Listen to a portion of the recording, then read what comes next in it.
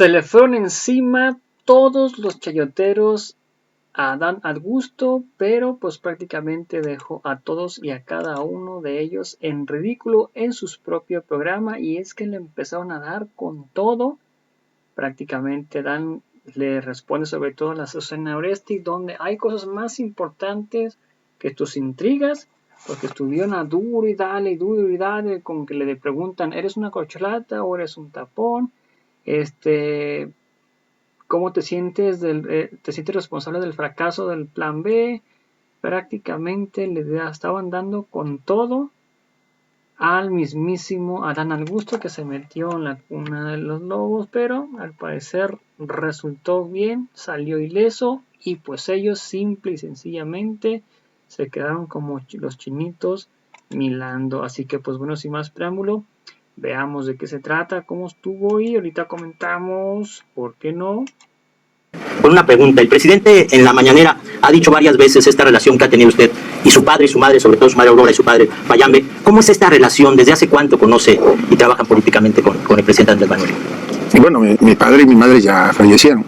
Digamos que la relación de amistad, de cercanía afectiva, pues es una relación que yo heredo de ellos. Mi papá conoció al hoy presidente hace muchos años, y en una época, pues así lo ha dicho el presidente, en la que muy pocos en Tabasco apoyaban al movimiento que él encabezaba, él lo hizo, y eso les permitió trascender en la amistad. Se llevaban muy bien, ya en los últimos años ya se veían poco, pero sí mucha cercanía, más familiar.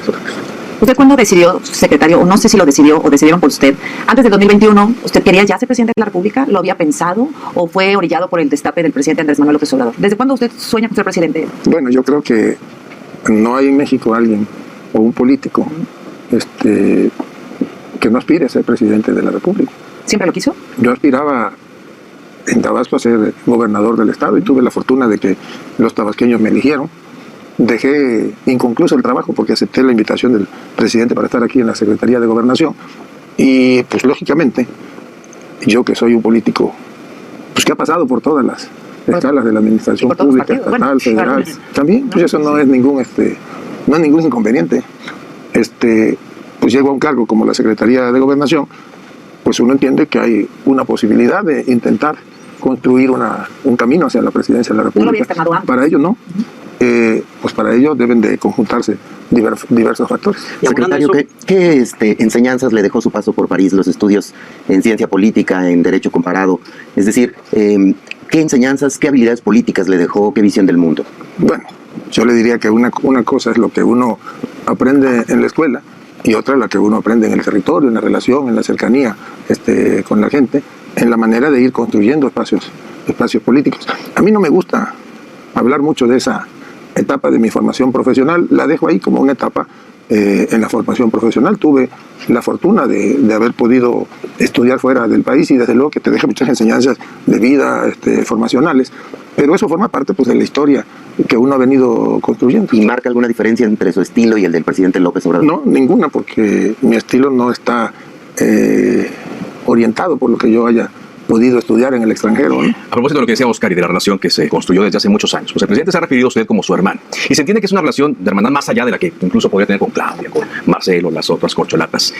¿Se ha visto usted? ¿Se ha visualizado de que su hermano, el presidente López Obrador, le entregue la banda presidencial? ¿Y cómo es esa relación? Porque seguramente hay mucha confianza entre ustedes. Ya han platicado de este tema. Bueno, desde luego que para que me hubiese designado o ofrecido ser secretario de Gobernación, pues es requisito indispensable la confianza, la cercanía, no nada más afectiva, sino política, la identificación en cuanto a objetivos.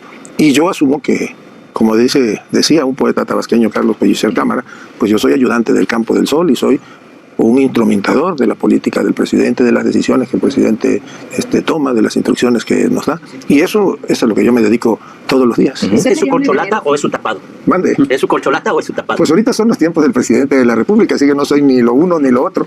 ¿O podría ser el Mujica? Mande. ¿El Mujica? Pues esperemos a ver. ¿Se vería en ese papel usted como el continuador?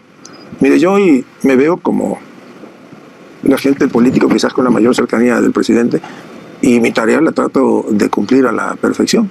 Por eso intento no descuidar detalles de la gobernabilidad. ¿Pero se siente el favorito? Mande. ¿Se siente usted el favorito? Mire, yo creo y soy un convencido, hay que esperar los tiempos. ¿Cómo es el plan B? Ah, No. Todo llega a su tiempo, tiene sus Oiga, momentos. secretario, déjame preguntarle dos cosas. Se asume como presidenciable, ¿cierto? Es decir, no estamos hablando un lenguaje diferente, usted y nosotros. No, Usted va a ser candidato a la presidencia, quiere ser candidato a la presidencia por Morena, ¿cierto? Mire, yo voy a ser presidente y voy a ser el que continúe la transformación, que consolide la transformación. Usted va a ser presidente de la República. Aunque me multe el INE. La siguiente pregunta entonces es, ¿va a ser el heredero del presidente o va a ser un presidente distinto, independiente? El presidente ya les va a dejar tareas, el presidente dice voy a mandar 3 reformas antes de irme, ¿y usted solamente va a ser su ejecutor o va a ser un presidente con Mire, yo personalidad creo propia? que la transformación del país que inició el presidente López Obrador debe de continuar, debe de consolidarse. Se ha avanzado muchísimo, pero desde luego que todavía es largo el trecho para que quede plenamente consolidado. Yo comparto las decisiones, no nada más las decisiones políticas, sino la planeación política del presidente. Y yo creo que el hecho, por ejemplo, que le haya anunciado que va a presentar en la próxima legislatura 2 o 3 iniciativas que coadyuvarán sin ninguna duda que esta transformación se consolide, pues es parte del legado del presidente, así como tenemos hoy los mexicanos, por ejemplo, programas sociales, pues ese es un legado. Usted no hay nada del que no esté de presidente. acuerdo con el presidente, nada. No, yo comparto la visión del país del presidente y no la comparto de ahora porque es el secretario de Gobernación, pues sí, lo hemos acompañado durante muchísimos años, nos ha tocado construir con él. A mí me tocó en alguna época, por ejemplo, pues ser el coordinador de toda la circunscripción en el sureste del país en la elección del 2006, y entonces pues andaba uno en los pueblos, cuando muchos no creían en el hoy presidente, pues éramos varios miles de mexicanos que andábamos haciendo la tarea. ¿Usted va a ser presidente? ¿Se asume como un heredero de la política de López Obrador? No, yo aspiro a ser quien consolide, quien continúe con la obra de transformación del presidente López Obrador. Es una extensión del gobierno de López Obrador desde compartir los mismos pensamientos, no bajo la sumisión del presidente López Obrador. Pues yo creo que el presidente López Obrador pues ha marcado no nada más a una época o a una generación, ha impreso su sello en la vida política del país y que quienes lo acompañamos de larga data pues seguramente estamos comprometidos a continuar con esa labor de transformación. Pero ¿cuál es el sello que usted le quiere poner o usted le pondría a la presidencia? El sello de Dan Augusto No, López, bueno, la pues diferencia, porque vemos algunos carteles, bardas que dicen estamos a gusto con López. Pero para el que no está a gusto, ¿qué le ofrecería a usted? Bueno, yo creo que en su momento pues habrá que trabajar en algunos temas en los cuales pues debemos de seguir construyendo. Por ejemplo, este gobierno ha hecho muchísimo más que las últimas 4 administraciones en el asunto de obras de infraestructura hidráulica. Es algo que a lo mejor no se ve o no se sabe, pero los números ahí están: la presa del Cuchillo, el acueducto del Nayar, por citar algunos, el acueducto de la zona metropolitana de Monterrey, el programa de agua saludable para la laguna, la planta desalinizadora en Los Cabos, las que va a iniciar ahora la construcción en Baja California, en la zona de Tijuana y de Rosarito, por citar algunas.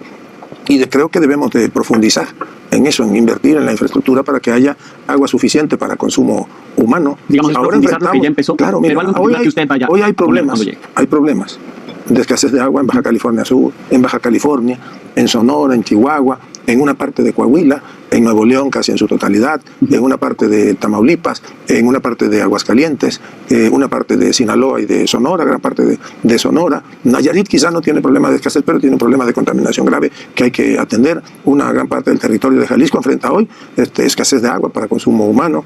Empiezan ya a haber problemas en Guanajuato, en Querétaro. Pero, digamos, ¿eso le interesa a usted, resolver la crisis de agua en el país utilizando la infraestructura hidráulica? Tenemos desde luego que continuar con la obra de transformación, con la obra hidráulica del presidente de la República, y tenemos que ir a destinar recursos para garantizar, Oiga, por secretario, ejemplo, pero antes de ser presidente hay que ser candidato. Y para ser candidato van a llevar a cabo las encuestas. ¿Qué opina usted de las encuestas? ¿Le favorecen, Bueno, no le favorecen? mire, ¿Va a ser su apuesta? ¿Cuál va a ser para poder ser candidato? he resultado triunfador en los procesos internos en los que me he presentado para senador y para gobernador, y fui electo mediante el método de la encuesta. El método existe en los estatutos del partido y yo me voy a sujetar a... ¿Una encuesta o 2 o 3? Pues eso lo decidirá la Comisión de Elecciones del Porque partido decide usted no acepta. y la de dirigencia no acepta. Pero ¿cómo se siente usted? Porque en Tabasco lo conocían mucho, tiene una larga historia.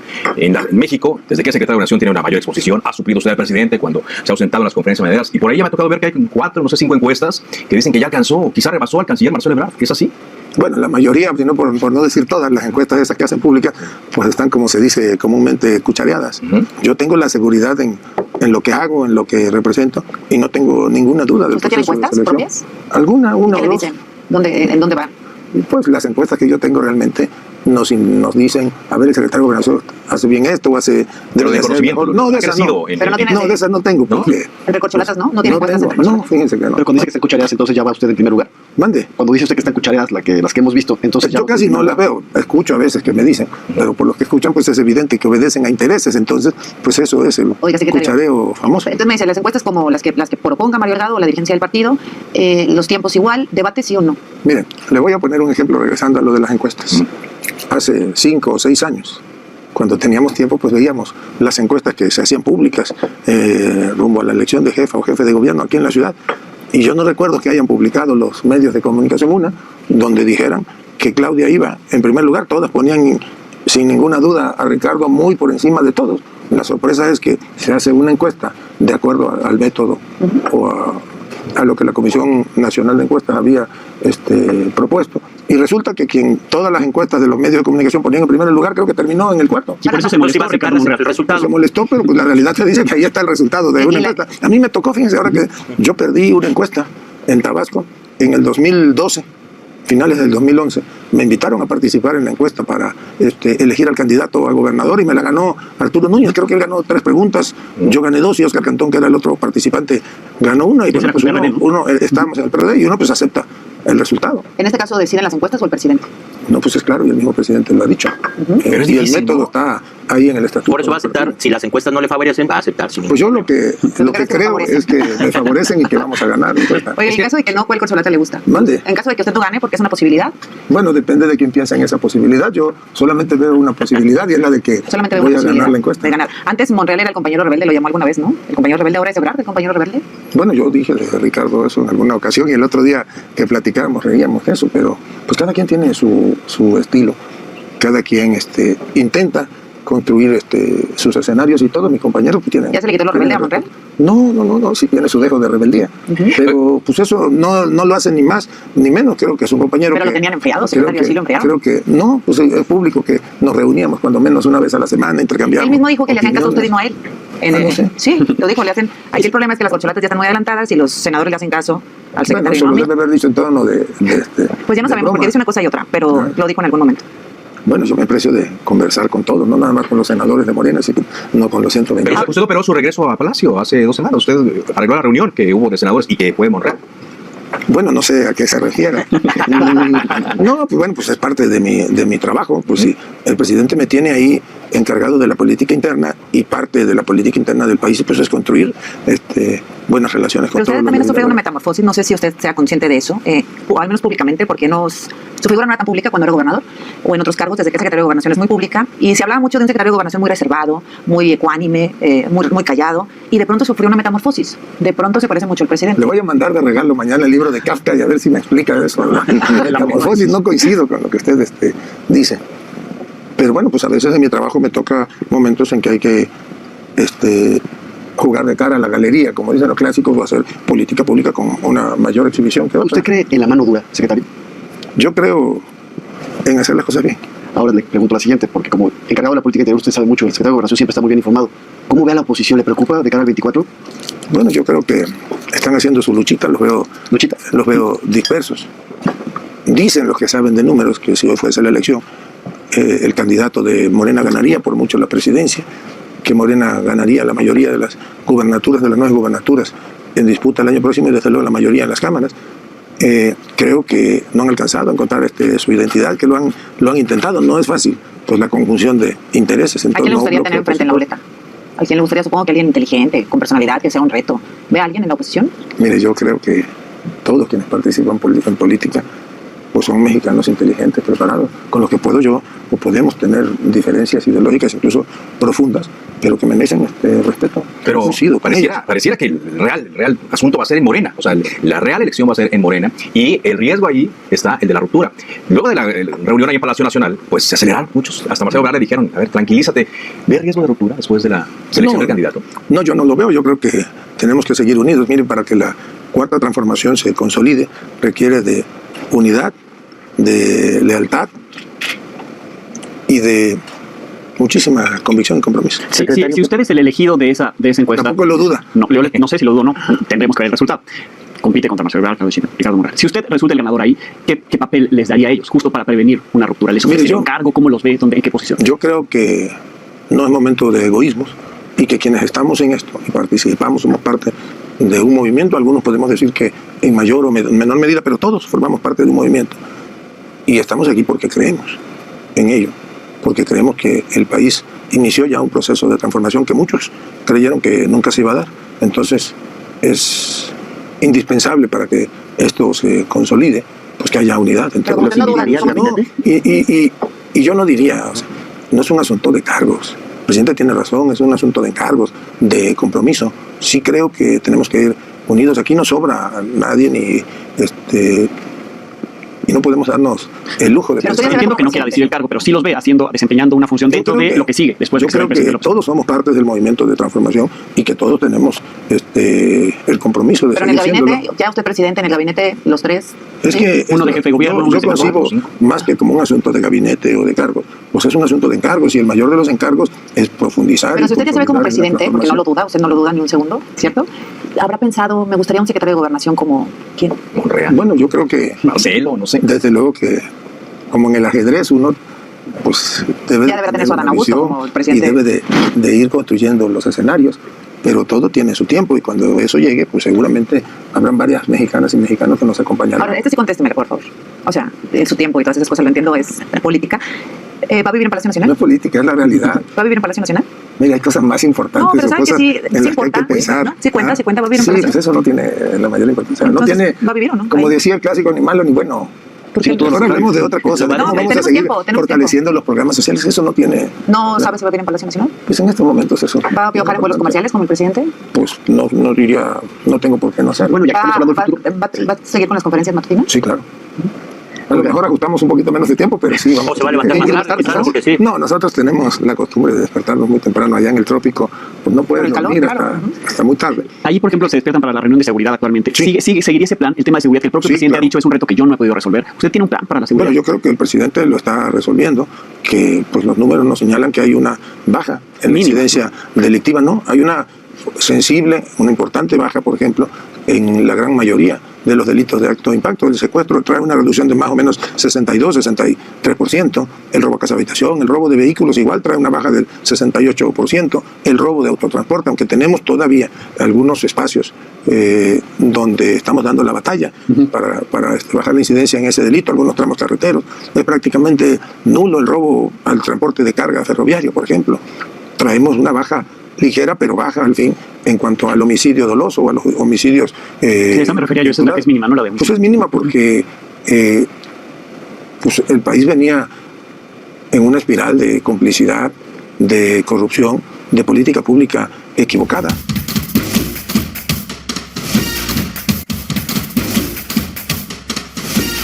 De ser presidente usted ya no va a poder culpar al pasado, porque el pasado será López Obrador.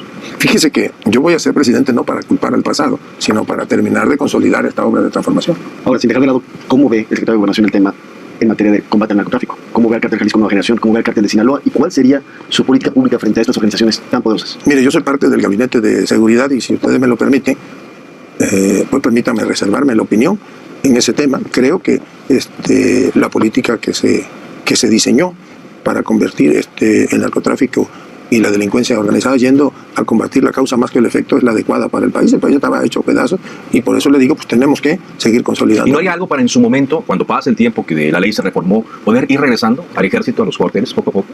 Miren, ese es un tema que desde luego que en algunos sectores de la población levanta mucha suspicacia. Hoy por hoy no hay un cuerpo profesional mejor preparado, más honesto, mejor capacitado, mejor formado, como el de nuestro ejército, de nuestras Fuerzas Armadas.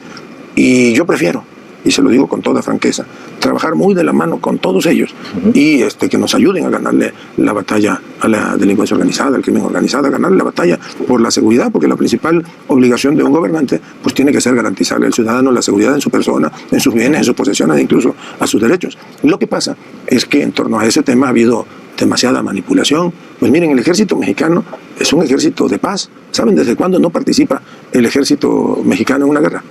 Desde la Segunda Guerra Mundial con el Escuadrón 201. Ni estamos invadiendo, ni estamos países extranjeros. Digo, no nos hemos ido a guerrear en la frontera con Guatemala o con Belice, mucho menos al norte del país. Es un ejército que afortunadamente se ha venido modernizando, ha venido evolucionando y hay dentro del ejército mexicano ya mexicanos leales y honestos que están preparados para coadyuvar en las tareas de ¿No habría ninguna modificación a la estrategia de seguridad? ¿Ninguna? ¿Tal cual? No, yo creo que la estrategia de seguridad es la correcta. Pues a lo mejor termina uno destinando más elementos o reforzando algún estado, algún municipio, algunos puntos. Y hay que ir, sí, trabajando para que el día de mañana se recuperen las policías municipales. ¿Se siente responsable, secretario, del fracaso de la primera parte del Plan B? No, yo creo que los magistrados, los ministros de la Suprema Corte de Justicia de la Nación se excedieron, que emitieron un fallo político donde utilizaron facultades que a todas luces no tienen. Pues sí, la Constitución dice que es obligación de legislar de los legisladores, no de los ministros. Pero de cuidar que la ley se cumpla desde la Corte. Pues la ley se cumplió, lo que pasa es que ellos lo interpretaron de otra manera y es lamentable que ellos sigan actuando. Pero fueron 9, una gran mayoría. Y pudieron haber sido 11, pero eso no quita que no hayan actuado respondiendo a intereses y tomando decisiones políticas. Pero ellos hablan tanto de la ley, hablan del procedimiento, de cómo se hizo. Usted conoció la ley antes, ¿no? Dicen que estuvo en su oficina, en su escritorio antes, y usted publicó una fotografía en Twitter, ahí la mandó a la Cámara de Diputados, pero dicen, pues los diputados de oposición no la conocieron. La conoció el secretario de Gobernación, pero los diputados de oposición no, y por eso de ahí vino una todo orden, secretario, porque no había manera. No, yo creo que tiene equivocada la información. Tan la conocieron los diputados de oposición que la debatieron porque hubo debate en la Cámara. Lo que la Corte dijo, y repito, es indebido, es que se había violado el procedimiento porque no se había turnado a comisiones esa Ley General de Comunicación Social, sino que habían decidido en el Pleno o en la Junta de Coordinación Política, que se le dispensara de trámite y que pasara al Pleno y que ahí se debatiera y se votara. Pero si revisamos todo el marco jurídico del Congreso mexicano, pues tienen los legisladores facultades para hacer eso. Donde no tienen facultades, pero no fue el caso, es cuando se trata de iniciativas presidenciales, pero cuando se trata de iniciativas de un legislador o de un grupo de legisladores, la ley faculta para que pasen directamente. ¿No le dan ninguna legitimidad a la Suprema Corte?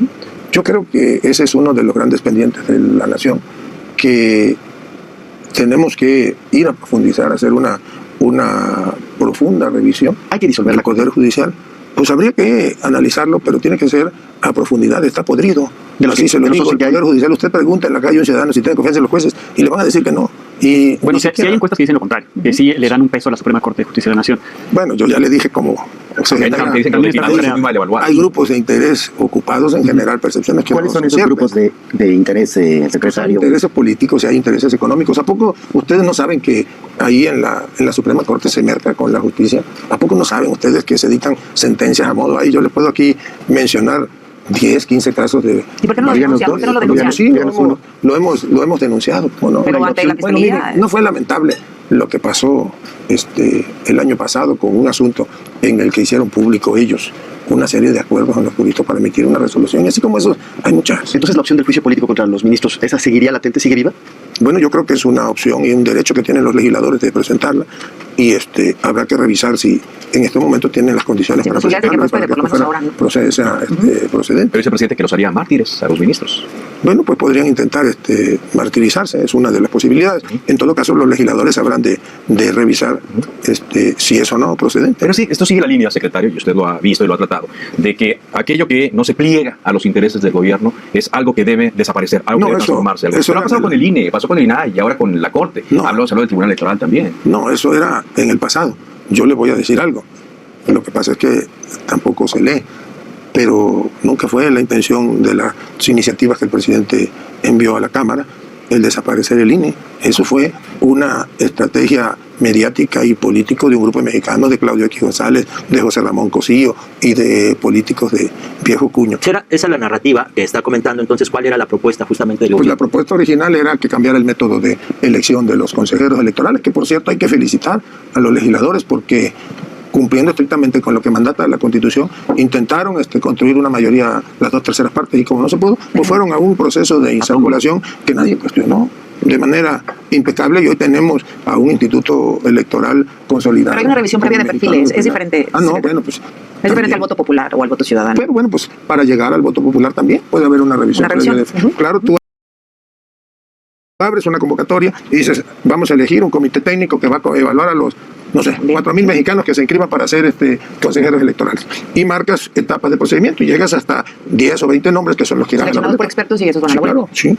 Y hablando lo mismo puedes hacer con el Tribunal Electoral y lo mismo tienes que hacer con la Suprema Corte de Justicia de la Nación. La gente gente en la calle sabe que ha sido reparto de cuotas.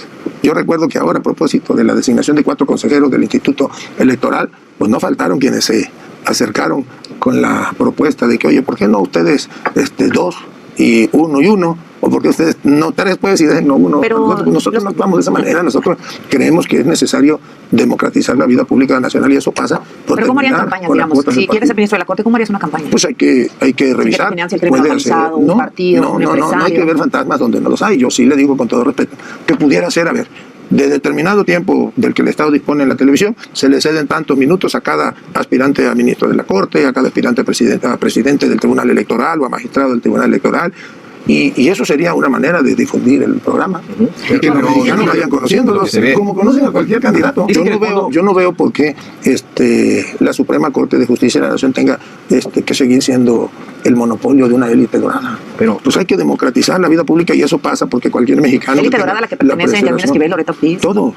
Pues es una burocracia dorada. Y de estos 11 que están, ¿habría alguno que se salvaría, que podría contender de alguno que pueda estar en la boleta eventualmente? Bueno, yo creo que no podría hacerlo ninguno porque pues no puede haber reelección de los ministros de la Corte. Entonces, pues sería inviable ya la candidatura de cualquiera de ellos. Bueno, depende de cómo modifiquen la Constitución y las reglas que pongan, ¿no? Pero aún así la Constitución no puede ir violando el principio de la no reelección. Bien, eso es al futuro, lo que a lo mejor le toca si usted es el próximo presidente. Actualmente, en su dependencia está el Instituto Nacional de Migración. Tenemos una fuerte crisis migratoria. Está Francisco Garduño aún al frente del Instituto Nacional de Migración, a pesar de ese incendio, a pesar de que ya hay un proceso abierto en su contra. ¿Haría algún ajuste usted actualmente en el instituto? Salió sobre la línea de decir que lo iban a cambiar, se iba a cambiar de nombre y no se ha anunciado nada. Bueno, yo creo que la política pública migratoria de este gobierno ha sido la adecuada. Se mantiene la tradición de nuestro país como un país de asilo. Es un país donde hay respeto a los derechos de los migrantes, donde se trata de garantizar su estadía o su tránsito por el país. Desafortunadamente podríamos decir son los menos los que buscan quedarse en el país para integrarse a la vida productiva. La mayoría pues intentan cumplir el sueño que es el de llegar a la frontera para poder cruzar. Es lamentable que se haya dado la tragedia allí en Ciudad Juárez, más a responsabilidad humana que a un error de otro tipo, y por ello se inició una averiguación en la Fiscalía General de la República. Hay funcionarios o exfuncionarios ya vinculados a proceso por delitos que ameritan pena corporal o prisión preventiva. Pero ¿por qué no se dio una responsabilidad política? ¿Por qué no corrió a Francisco Garduño? ¿Por qué se mantuvo la misma política de lo que ha pasado en otros fracasos como Segalmex o Merisavi? ¿Por qué mantenerlo allí? Le voy a decir algo. La Fiscalía General de la República encontró algún indicio, digamos así, o al juicio del fiscal Garduño, cometió una omisión en el cargo. Ese delito, una vez que sea emitida la resolución, si él es hallado culpable, incluso lo inhabilita. Pero en tanto eso no se dé, aunque la Fiscalía argumente, y eso hay que esperar, la resolución de ningún juez, pues tiene derecho al legítimo proceso. Yo creo que Garduño ni tenía la llave, ni tendría por qué haber estado pegado en un monitor las 24 horas del día viendo en qué momento se iba a dar en la cadena de mando, en la cadena de responsabilidades, pues forma parte de todo este proceso que se está haciendo. ¿Cómo ha visto? Si el juez determina que Francisco Garduño tiene alguna responsabilidad, pues seguramente la sentencia lo inhabilitará y le impondrá una pena corporal, pero en tanto eso suceda, Garduño, como cualquier ciudadano mexicano, puede seguir desempeñando. Pero se había dicho que se iba a cambiar el instituto, que iba a haber una nueva figura, que Solalinde lo había propuesto. ¿A usted no le dieron interés? Bueno, Solalinde no es funcionario del Estado mexicano o funcionario de gobierno, es un mexicano que merece, que tiene el respeto y la admiración de muchos. Yo platico con alguna asiduidad con él, pero él no rige ni es responsable de las políticas públicas del país. No, yo no digo que sea una mentira como tal. Creo que es el deseo de un mexicano o la propuesta de un mexicano de ir hacia una evolución de la política pública migratoria. Pues esperemos ahora. Hoy, por ejemplo, hay momentos complicados por el asunto de la terminación del título 42, y la primera instrucción que todos los que formamos parte de esa área de gobierno es la de coadyuvar para hacer de pronto un cambio del Instituto Nacional de Migración, una evolución. ¿Todavía no? Pues habría que ir viendo cómo se desenvuelven los acontecimientos. Hay que seguir trabajando de manera coordinada en la atención a los migrantes. Participa la Secretaría de Salud, la Secretaría de Infraestructura, Comunicaciones y Transportes, el DIF nacional, un organismo que se llama la CIPINA, participa la Comar, participan varios organismos del Estado, participa la sociedad. ¿Y el DIF con los niños? Sí, claro. La CIPINA atiende más a los niños que el DIF, y yo lo que creo es que todas esas instancias tenemos que seguir trabajando de manera ¿Cómo ha visto, secretario, el desarrollo de las elecciones en el Estado de México y en Coahuila? ¿Y por qué no han ido las corcholatas a apoyar algunos de estos estados? Bueno, yo hablo por mí. Ahí sí los multa el INE. Fíjense que yo acompañé a Delfina a su último evento de precampaña, un domingo, como me lo permite la ley, en Texcoco, desde luego que observante, no hice uso de la palabra. Yo les pedí que no me presentaran, que mucho menos me presentaran como secretario de Gobernación, porque no iba yo con ese carácter. No pronuncié ningún discurso, no hice ninguna declaración, simplemente fui a manifestarle de manera personal mi apoyo a una compañera de partido. ¿Se puede ser secretario de Gobernación de lunes a sábado? Yo creo que el secretario de Gobernación tiene derecho, como lo tienen todos los ciudadanos los domingos, en la mañana o al mediodía, en acudir a un evento político, guardando siempre, de verdad, las formas que previamente los organismos electorales han delimitado. Fui otro día, por ejemplo, otro domingo, a acompañar a Armando Guadiana a su registro, estuve allí con él, me invitaba a subir al templete, y yo le dije que no, que iba a acompañarlo nada más, y lo acompañé incluso a su registro, formando parte del público, y voy a ir este domingo a acompañar a Armando, a darle un abrazo y a manifestarle mi apoyo en lo personal, y seguramente iré en las próximas semanas al Estado de México. Pero ahora lleva una buena relación con Guadalupe Tadei, ¿no? Sí. Es una relación muy diferente con la actual presidenta del INE. Fíjese que, y se los digo aquí abiertamente y viendo a los ojos a los mexicanos, yo, la primera vez en mi vida que saludé, crucé una palabra con la presidenta del Instituto Electoral fue, de manera personal, el día que acudí al Instituto Electoral a la firma de un convenio de seguridad a propósito de las elecciones. Anteriormente a ello, le llamé, conseguí su teléfono, le llamé para felicitarla en cuanto salió electa como presidenta, y le llamé 2 o 3 días después para decirle que estaba pendiente la firma o la presentación de ese convenio de seguridad, y que la invitaba a ella y a los integrantes del Consejo a que pudiésemos transitar en un evento protocolario e institucional. Ella me dijo que lo iba a someter o lo iba a proponer al seno del Consejo. Me llamó al día siguiente y me dijo, oiga, fíjese que no hay unanimidad en cuanto a acudir a las oficinas de la Secretaría de Gobernación a la firma del convenio. Si nos gusta la idea de retomar la vía institucional. Y entonces le dije, bueno, pues yo le propongo, consulte si nos invitan, pues nosotros acudimos. Y sí, acordaron los consejeros invitarnos a las instalaciones del INE, y acudimos. Yo todavía tuve la oportunidad de una reunión como de 1 hora con los consejeros. Cosa que no había pasado. Cosa que... Secretario, me deja preguntarle el tema del INAI. Dicen que no quieren desaparecer estos institutos, pero lo mantienen congelado. ¿Por qué no nombrar a los comisionados que faltan? Eso habrá que preguntárselo a los senadores, que tienen la obligación de nombrarlos. Sí, pero el Ejecutivo vetó también los nombramientos. Usted los puede exhortar. Es un derecho que constitucionalmente tienen. Pero no, la culpa de que no haya concesiones no es totalmente del Senado. Desde Café Milenio podría exhortar a los senadores. Yo sí le digo una cosa. Yo no diría que hay culpas, pero nadie está obligado a lo imposible. Y fíjese, le voy a recordar algo. Un día yo fui a la Cámara de Diputados. Creo que eran las reuniones previas al inicio del periodo de sesiones, y yo ahí les dije a los diputados federales de Morena, del PT y del Partido Verde, que recordaran que nadie estaba obligado a lo imposible, y que a costa de ceder principios, pues no debía de nombrarse por acuerdo a los miembros del Consejo, y que sosteníamos que debía de cubrirse todo el procedimiento constitucional y que terminaría en una insaculación.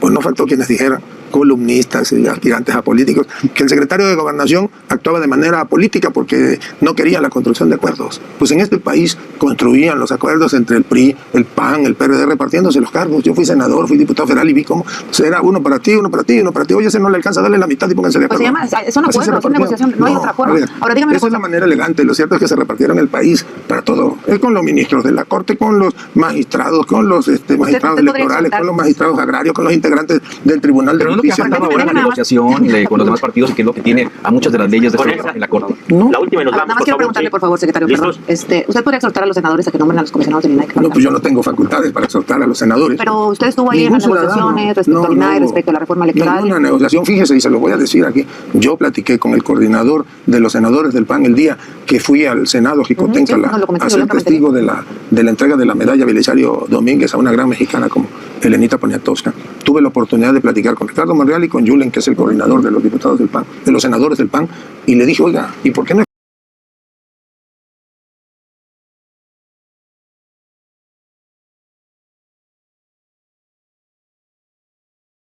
exploran la posibilidad de emitir una nueva convocatoria? Porque con esta evidentemente no se pusieron de acuerdo, y fíjense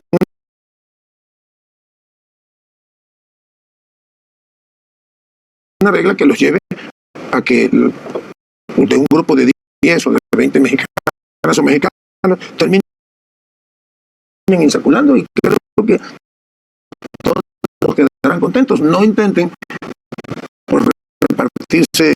Pero no, la propuesta no fue una repartición, sino fue el mejor evaluado. Fue la última propuesta que se puso ante la mesa. No conozco, y no lo aprobaron. No lo aprobaron porque también es derecho de los senadores.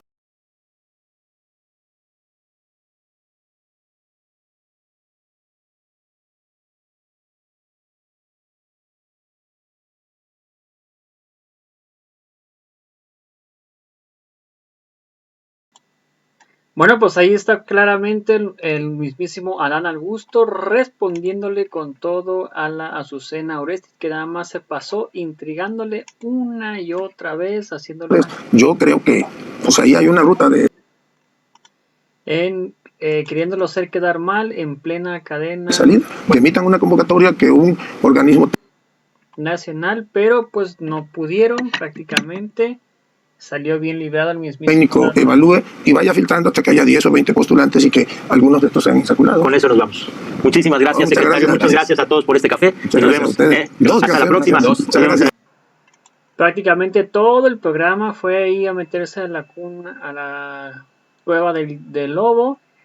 Todos se le dejaron ir prácticamente encima al mismísimo Adán Augusto, uno tras otro, pero sobre todo a la Azucena Oresti, donde pues prácticamente tuvo para darle con tuba y acordeón, pues prácticamente ahí a todos y a cada uno de ellos, donde no sentían lo duro sino lo tupido, con las preguntas que le hacían tanto uno como otro, y pues prácticamente se la terminaban pellizcando a Azucena Oresti con su carota, porque de plano no pudo hacer quedar mal al mismísimo Adán Augusto, que tiene el colmillo bien retorcido, y no cayó pues prácticamente en sus provocaciones. No sé ustedes qué opinan al respecto de esto. ¿A ustedes les gustó Adán Augusto? ¿Cómo los enfrentó a todos y a cada uno de ellos? A mí en lo específico, pues sí, estuvo a la altura ahí Adán Augusto con todos, ya que pues prácticamente estuvieron encima, no lo dejaban respirar prácticamente